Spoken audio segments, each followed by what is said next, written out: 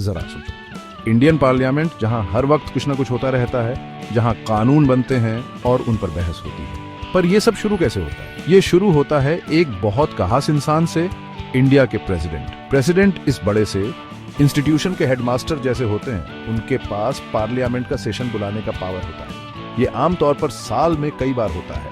मानो प्रेसिडेंट एक बड़ी सी घंटी बजाते हैं और सब एमपीज, मेंबर्स ऑफ पार्लियामेंट को काम पर वापस बुलाते हैं। कॉन्स्टिट्यूशन कहता है कि 2 सेशंस के बीच 6 महीने से ज्यादा का गैप नहीं हो सकता। इससे हमारी डेमोक्रेसी जिंदा रहती है। इंडियन पार्लियामेंट के हर साल 3 मेन सेशंस होते हैं।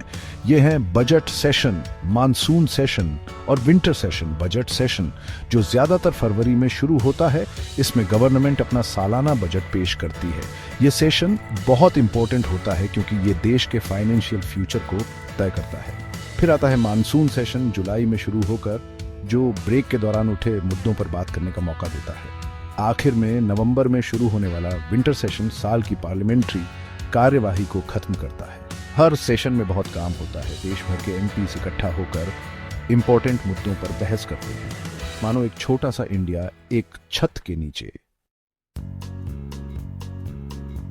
अब पार्लियामेंट की भाषा समझते हैं। सेशन मतलब जब पार्लियामेंट खुली है और काम कर रही है। एडजर्नमेंट मतलब एक छोटा सा ब्रेक, जैसे लंच के लिए या कुछ दिनों के लिए।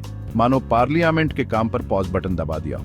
एडजर्नमेंट साइन डाई एक लंबा ब्रेक होता है, मतलब पार्लियामेंट कब वापस आएगी तारीख तय नहीं। जैसे स्कूल की छुट्टियां, प्रोरोगेशन मतलब प्रेसिडेंट ने फॉर्मली सेशन का खत्म कर दिया। जैसे हेडमास्टर कहें स्कूल की छुट्टी हो गई। आखिर में डिसोल्यूशन मतलब लोकसभा का कार्यकाल का खत्म, जैसे पार्लियामेंट से ग्रेजुएशन। यह हर 5 साल में या कुछ हालात में पहले भी हो सकता है। सोचो एक क्लासरूम में सिर्फ 2 स्टूडेंट्स हैं। क्या टीचर क्लास अच्छे से ले पाएंगे? वैसे ही पार्लियामेंट को काम करने के लिए एक मिनिमम नंबर ऑफ मेंबर्स की जरूरत होती है। इसे क्वोरम कहते हैं। लोकसभा और राज्यसभा दोनों के लिए क्वोरम हाउस की टोटल मेंबरशिप का 10वां हिस्सा होता है। यह पक्का करता है कि जो भी फैसले लिए जाए वो लोगों की मर्जी के मुताबिक हों। फैसलों की बात करें तो पार्लियामेंट वोटिंग के जरिए कई अहम फैसले लेती है।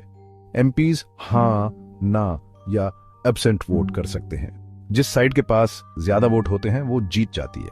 जैसे हाथ उठाकर वोट देना, पर यहां देश का भविष्य दांव पर होता है। तो लीजिए इंडियन पार्लियामेंट की दिलचस्प दुनिया की एक झलक, एक जिंदा डेमोक्रेसी।